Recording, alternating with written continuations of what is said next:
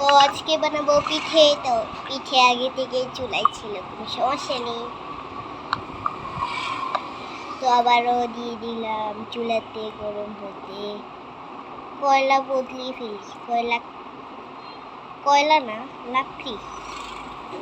লাকড়ি বদলিয়ে ফেলি। লাকড়ি কয়লার মতন হয়ে গেছে, তাই কয়লা বলছি।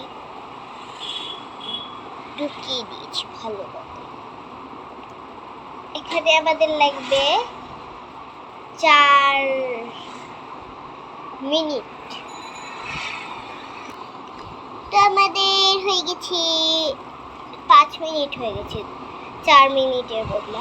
কিন্তু এখন আমি ফ্রিজেও দিয়ে দিয়েছি যাতে আরো অনেক টাইম না হয়ে যায়।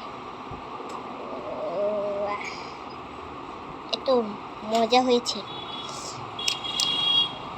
দেখি কেমন লাগছে, কিন্তু আমি তো খেতে পারবো না।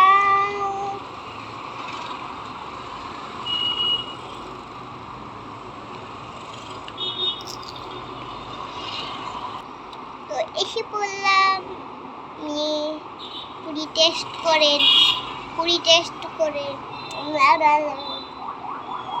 কেমন লাগলো? ভালো, আমার কাছে তো ভালোই লাগবে। তেল দিয়ে পুরো মুখটা নষ্ট করে দিল।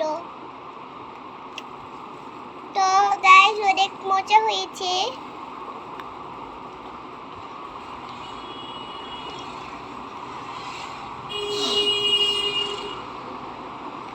আর সবাইকে কুরবানি ঈদের ঈদ মুবারক। সবাইকে ঈদ মুবারক।